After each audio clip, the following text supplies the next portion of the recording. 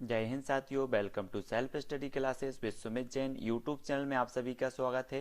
दोस्तों, आप वर्ग 3 एमपी टेट वर्ग 3 की तैयारी कर रहे हैं, सीटीईटी की तैयारी कर रहे हैं या फिर ऐसे एग्जाम की तैयारी कर रहे हैं जिसमें पर्यावरण पूछा जाता है, तो उसके लिए बहुत ही महत्वपूर्ण वीडियो है। ठीक है, तो दोस्तों पर्यावरण के बारे में देखो हम आज की वीडियो में क्या जानेंगे। सबसे पहले तो आपको पता होगा एनसीईआरटी में वर्तमान पर्यावरण अध्ययन पाठ्यक्रम को कितनी थीमों में बांटा गया, ये चीज आपको पता होनी चाहिए। ठीक है, आप एमपी टेट वर्ग 3 की तैयारी करें तो आपका जो सिलेबस दिया है व्यापम ने, वो आप देख लेना थोड़ा सा। ये वर्तमान पर्यावरण अध्यापन कार्यक्रम को कितनी थीमों में बांटा गया, इसी के आधार पर आपका भी पाठ्यक्रम दिया है। ठीक है, तो इसको आप देख लेना, इसको बिल्कुल, है ना। और ऑपरेशन ब्लैक बोर्ड के बारे में जानेंगे। ठीक है, हंटर आयोग, विभिन्न प्रकार के आयोग और समितियों के बारे में इसमें जानेंगे। ठीक है, आपकी शिक्षण विधियां जो है उसके बारे में जानेंगे, है ना, पर्यावरण पेडागोजी से संबंधित। तो इस अध्ययन में हम जानेंगे आपकी कक्षा 3 से लेकर 5 तक जो पर्यावरण पुस्तक का शीर्षक है वो आपको पता होनी चाहिए। क्या शीर्षक है, अंग्रेजी का शीर्षक क्या है, हिंदी मीडियम का शीर्षक क्या है पर्यावरण पुस्तक का। तब आपको ये सारे के सारे जो फैक्ट हैं इस वीडियो में हम चर्चा करने वाले हैं। और महत्वपूर्ण जो आपके फैक्ट परीक्षा उपयोगी है वो हम आपको प्रेषित कर रहे हैं। इससे पहले बहुत सारे वीडियो मैंने अपलोड किए हैं, प्ले लिस्ट बनी है आपकी, जाके प्ले लिस्ट में देखें।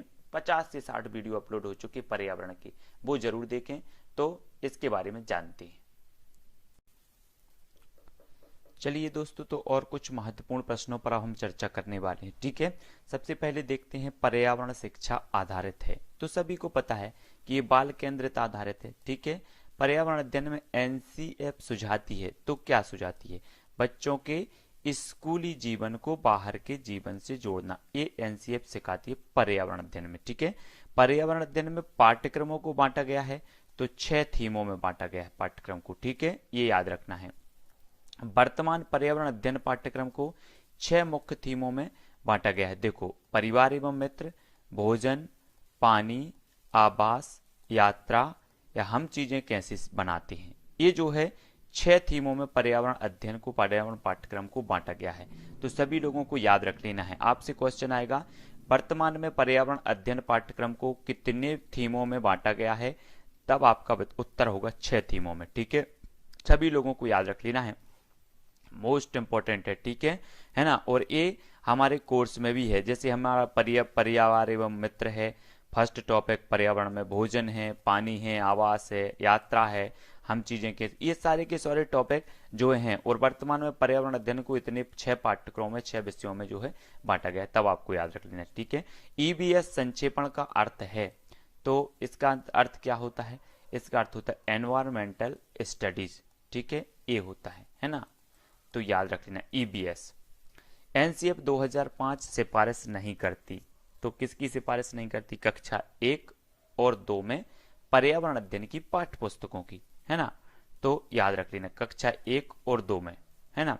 कक्षा 3 से 5 तक की एनसीईआरटी की हिंदी एवं अंग्रेजी में पर्यावरण का शीर्षक क्या है, तब आपका उत्तर होगा आसपास, हिंदी में। ठीक है, याद रख लेना है ना, हिंदी एवं अंग्रेजी में, तो याद रख लेना है ना। और अंग्रेजी में क्या है, लुकिंग अराउंड, हिंदी में आसपास और अंग्रेजी में लुकिंग अराउंड। ठीक है, याद रख लेना कक्षा 3 से 5 तक की एनसीईआरटी की हिंदी एवं अंग्रेजी में पर्यावरण का जो शीर्षक है वो आसपास। ठीक है, पर्यावरण अध्ययन के शिक्षण हेतु कौन सा उद्देश्य नहीं है, तब विज्ञान के आधारभूत प्रत्ययों और सिद्धांतों को रटकर याद कर लेना, ये उद्देश्य नहीं माना जाता पर्यावरण अध्ययन हेतु। ठीक है, बहुत ही महत्वपूर्ण फैक्ट है दोस्तों, जो आपके एग्जाम की दृष्टि से मोस्ट इंपॉर्टेंट है। ठीक है, आपको वीडियो अच्छा लग रहा है तो लाइक जरूर किया करें। ठीक है, इसके पहले बहुत सारे ऐसे वीडियो मैंने महत्वपूर्ण फैक्टों पर डाले हैं, वो जरूर देखें। प्राथमिक स्तर पर ईबीएस की पढ़ाई का एक मुख्य उद्देश्य क्या है, तब आपका उत्तर होगा कक्ष की पढ़ाई को शिक्षार्थी के विद्यालय से बाहर के जीवन से संबंधित करने में सहायता करना। ठीक है, सभी को याद करना है। पर्यावरण शिक्षण की विधियां, तो पर्यावरण शिक्षण की किंडरगार्टन विधि, मॉन्टेसरी विधि, प्रोजेक्ट विधि, कहानी विधि और खोज विधि, ये पर्यावरण शिक्षण की विधियां मानी जाती हैं। तो याद कर लेते हैं यहाँ पर कुछ शिक्षण विधियों को। मॉन्टेसरी विधि, ये मारिया मॉन्टेसरी ने दी है। किंडरगार्टन, ये फ्रॉबेल की है। प्रोजेक्ट विधि ये किलपैट्रिक ने दी है। अन्वेषण एवं खोज विधि ये प्रोफेसर ई आर्मस्ट्रांग ने दी। तो इतनी चीजें जो महत्वपूर्ण है दोस्तों वो आपको याद करनी है, बहुत ही महत्वपूर्ण है ये चीजें, ये हमेशा पूछी जाती है। ठीक है, अब देखते हैं और भी कुछ। ठीक है, और क्या है, अधिगम सिद्धांत एवं संबंधित शास्त्री, है ना। तो सिद्धांत और शास्त्री, तब देखो संबंधवाद किसने दिया, तो थांडाइक ने दिया। क्रिया प्रसूत अनुबंधन स्किनर ने, प्रबलन सिद्धांत हल ने दिया है। अंतर्दृष्टि अधिगम सिद्धांत बर्दिमर और कोहलर कोप्फा ने दिया है।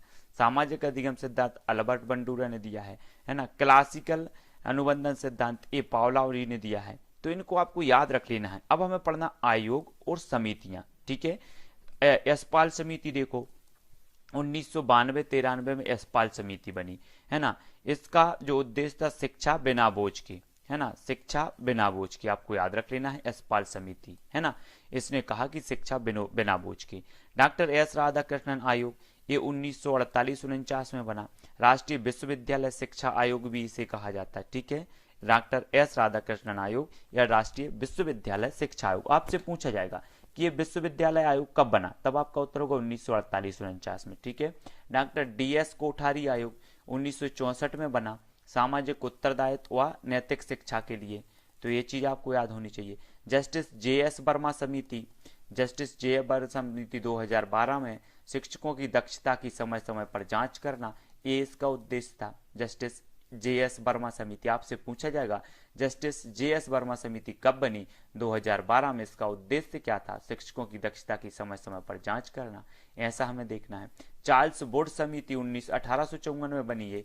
भारतीय शिक्षा का इसे मैग्ना कार्टा भी कहा जाता है, याद रख लेना। भारतीय शिक्षा का मैग्ना कार्टा किसे कहा जाता है, तो चार्ल्स बोर्ड की समिति जो बनी थी, है ना, 1854। हंटर आयोग, हंटर शिक्षा आयोग 1882-83 में ये बना था, है ना। महिला शिक्षा का विकास करना इस आयोग का मुख्य उद्देश्य था, हंटर आयोग का। सर्जेंट समिति, सर्जेंट समिति 6 से 11 वर्ष तक के बच्चों को निःशुल्क व अनिवार्य शिक्षा 1944 में ये बना था। ठीक है, अगर आपसे पूछा जाएगा 6 से 11 वर्ष तक के बच्चों को निःशुल्क व अनिवार्य शिक्षा जो है ये उद्देश्य कौन सी समिति का था, तब आपका उत्तर होगा सर्जेंट समिति। ठीक है, ये चीज सभी को याद रखनी है ना। और 1944 में ये बनी थी। अगला देख लेते हैं, आयोग और अध्यक्ष देखते हैं। भारतीय शिक्षा आयोग के अध्यक्ष कौन थे, तो विलियम हंटर थे, है ना, 1882 में। सर्जेंट आयोग के सर्जेंट थे 1944। माध्यमिक शिक्षा आयोग लक्ष्मण स्वामी मुदालियर थे, ये 1952-53 में, है ना। माध्यमिक शिक्षा आयोग या मुदालियर आयोग भी इसे कहा जाता है। तो लक्ष्मण स्वामी मुदालियर इसके अध्यक्ष थे, ये चीज भी आपको याद रख लेनी है। और भी कुछ महत्वपूर्ण फैक्ट देख लेते हैं जो आपकी परीक्षा की दृष्टि से बहुत ही महत्वपूर्ण है। ठीक है, ऑपरेशन ब्लैक बोर्ड ये कब चला, 1987-88 में। साक्षरता मिशन 1988 में। सर्व शिक्षा अभियान 2000-2001 में। ठीक है, ये चीज सभी को याद रखनी है। ठीक है, एक नई राष्ट्रीय शिक्षा नीति आई थी 2017 में। महिला शिक्षा पर राष्ट्रीय समिति दुर्गाबाई देशमुख समिति 1958, ये महिला शिक्षा पर राष्ट्रीय समिति है ना। तो इनको याद रख लेना बहुत ही महत्वपूर्ण है। पर्यावरण अध्ययन के संदर्भ में बोझ के बिना शिक्षा क्या बताता है, तब आपका उत्तर अवबोध का भार कम करने की जरूरत, याद रख लेना। निम्न में से बताइए पर्यावरण बोझ के बिना शिक्षा क्या बताता है, तब आपका उत्तर अवबोध का भार कम करने की जरूरत, है ना, ये आपसे पूछा जाएगा।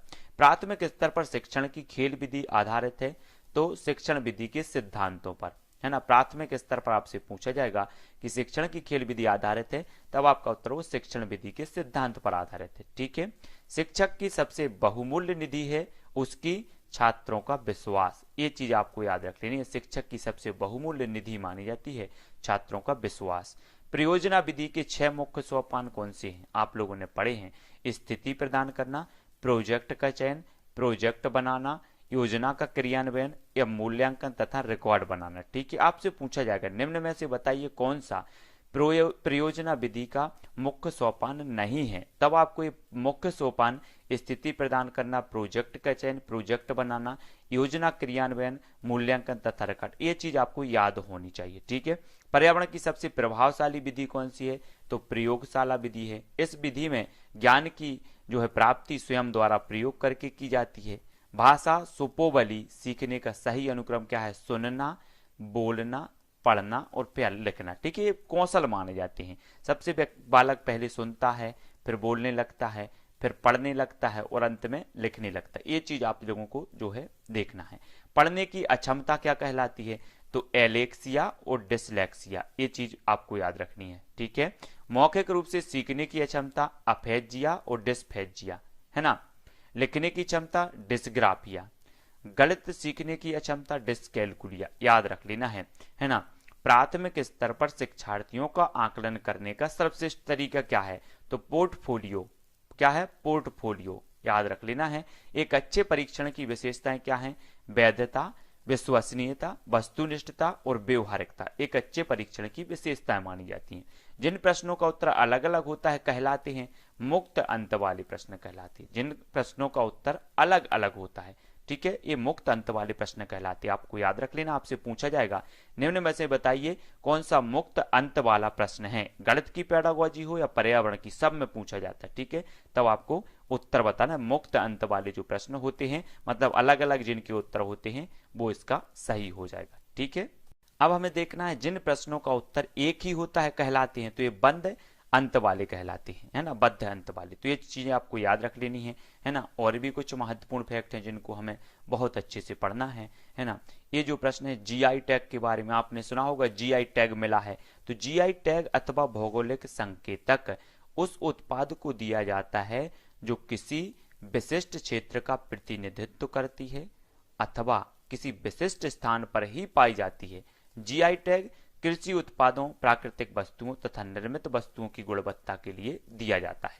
ये चीज आपको याद रखनी है। कुछ महत्वपूर्ण कृषि उत्पादों को मिला जीआई टैग, देखो रसगुल्ला को मिला उड़ीसा और पश्चिम बंगाल, है ना, जुलाई 2019 में रसगुल्ला को जीआई टैग मिला। कंधमाल हल्दी को, उड़ीसा की कंधमाल हल्दी को जीआई टैग मिला। दार्जिलिंग चाय को पश्चिम बंगाल की जीआई टैग मिला। सिरसी सुपारी ये कर्नाटक की है, इसे भी जीआई। मरयूर गुड़ केरल का, इसे भी जीआई टैग मिला। अल्फांसो आम महाराष्ट्र में, इसे जीआई टैग मिला, है ना। कुर्ग अराबिका कॉफी कर्नाटक में, इसे जीआई टैग मिला। Araku valley arabica coffee Andhra Pradesh की है, इसे भी मिला। और सांगली हल्दी महाराष्ट्र की, इसे भी जीआई टैग मिला है। तो याद रख लेना है, सतत एवं व्यापक मूल्यांकन की एक तकनीक है निदानात्मक मूल्यांकन। ये चीज आपको याद रखनी है। निदानात्मक मूल्यांकन जो है एक सतत एवं व्यापक मूल्यांकन की एक तकनीक मानी जाती है। पर्यावरण अध्ययन में क्षेत्र भ्रमण का मुख्य उद्देश्य क्या होता है? प्रत्यक्ष अनुभव, याद रख लेना है, क्या होता है? प्रत्यक्ष अनुभव। प्राथमिक स्तर पर पर्यावरण अध्ययन के लिए कौन सी विधि प्रभावशाली है? तो कहानी विधि प्रभावशाली है, ठीक है दोस्तों। ये जो बुक है वो यूथ कंपटीशन टाइम्स की है। अगर आप चाहते हैं तो खरीद सकते हैं, बहुत ही बढ़िया बुक है, तो आप जरूर खरीदें अगर खरीदना चाहते हैं तो, ठीक है। कक्षा 1 और 2 के लिए पर्यावरण अध्ययन विषय के संदर्भ में सच है। पर्यावरण अध्ययन से संबंधित मुद्दों और संबंधों का संपादन भाषा और गणित के माध्यम से होता है, ठीक है। पर्यावरण अध्ययन में बच्चों को जोड़ने की सबसे प्रभावशाली युक्ति क्या है? तो किस्से और कहानियां, ठीक है। पर्यावरण अध्ययन पाठ्यक्रम के 6 मुख्य थीमों में से एक नहीं है, तो काम और खेल। इस प्रकार से आपसे जो मैंने थीम बताई थी 6, वो आपको याद रखनी है। पर्यावरण अध्ययन में आकलन के लिए संकेत नहीं होना चाहिए, तो याद करना ये संकेत नहीं होना चाहिए, ठीक है। पर्यावरण अध्ययन की प्रकृति क्या है? तो एकीकृत है ना। ईबीएस की कक्षा में गतिविधियां हैं चित्र खींचना, कक्षा में जो गतिविधियां वो चित्र खींचना, है ना।